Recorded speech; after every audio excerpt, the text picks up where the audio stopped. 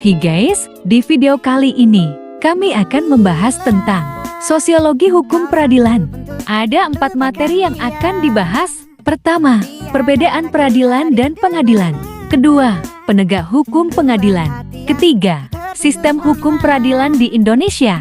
Keempat, sosiologi hukum sebagai pertimbangan putusan hakim. Mari kita langsung ke poin pertama. Slide dong. Nah, jadi sebenarnya pengertian dari pengadilan dan juga peradilan ini walaupun kita mikirnya tuh kayaknya sama aja deh gitu kan. Tapi sebenarnya tuh memiliki arti yang berbeda-beda gitu. Nah, jadi untuk peradilan ini sendiri bisa dikatakan ialah segala proses yang berkaitan dengan tugas negara untuk menegakkan hukum dan juga keadilan. Terus untuk pengadilan itu sendiri apa sih? Nah, jadi untuk pengertian pengadilan ini sendiri ialah suatu badan atau instansi negara yang menjalankan sistem peradilan ini dengan cara memutus, mengadili, dan juga memutus suatu perkara guna menegakkan keadilan ini sendiri. Nah, selanjutnya kita bakal bahas poin kedua nih, yaitu penegakan hukum dalam pengadilan. Jadi, dalam memutuskan suatu perkara, ada 3 tahap yang harus dilakukan nih. Apa aja sih 3 tahap itu? Nah, yang pertama ada menemukan hukum nih. Dan yang kedua yaitu menafsirkan kaidah yang dipilih atau ditetapkan secara demikian. Dan poin ketiga yang terakhir yaitu menerapkan kepada perkara yang dihadapi kaidah yang ditemukan dan ditafsirkan demikian. Nah, itu tadi nih kedua poin yang udah aku bahas, yaitu mengenai perbedaan peradilan dan juga pengadilan, dan yang kedua yaitu penegakan hukum dalam pengadilan. Nah, untuk pembahasan selanjutnya nih bakal dipaparkan oleh teman saya nih, yaitu Debagus. Untuk Debagus dipersilakan. Ya, kita akan membahas soal sistem hukum peradilan pada masing-masing yang ada di Indonesia. Secara garis besar, peradilan di Indonesia dibagi menjadi peradilan konstitusi yang dilaksanakan Mahkamah Konstitusi dan peradilan yang dilaksanakan pengadilan di lingkungan Mahkamah Agung.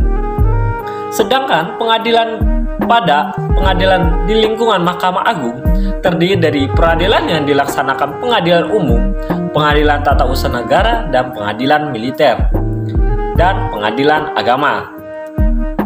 Prinsip peradilan disebut dalam Undang-Undang tentang Kekuasaan Kehakiman sejak zaman Orde Lama hingga Orde Reformasi. Ini tidak ditentukan secara khusus bahwa hakim pengadilan mana dalam perkara pada apa yang diberikan wewenang untuk menggali nilai-nilai hidup yang diakui masyarakat. Pasal 5 Undang-Undang Nomor 48 Tahun 2009 menentukan semua hakim dalam kurung hakim-hakim konstitusi wajib menggali, mengikuti, dan memahami nilai-nilai hukum dan rasa keadilan yang hidup dalam masyarakat.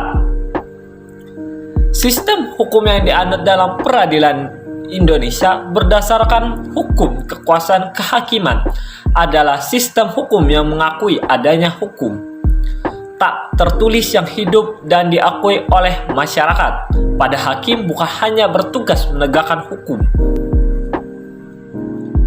tetapi juga keadilan dan kewajiban menggali nilai-nilai hidup dan diakui oleh masyarakat selain menggunakan dasar-dasar hukum tertulis yang ada.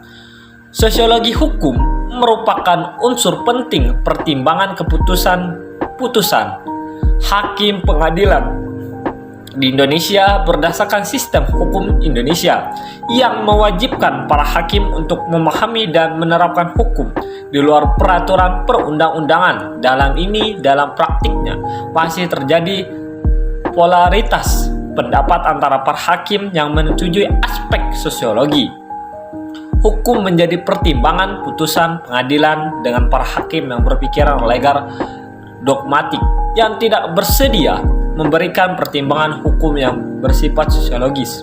Mungkin itu saya yang dapat kami paparkan dalam video kami. Kurang lebihnya saya mohon maaf. Saya akhiri. Wabillahi taufiq wal hidayah. Wassalamualaikum warahmatullahi wabarakatuh.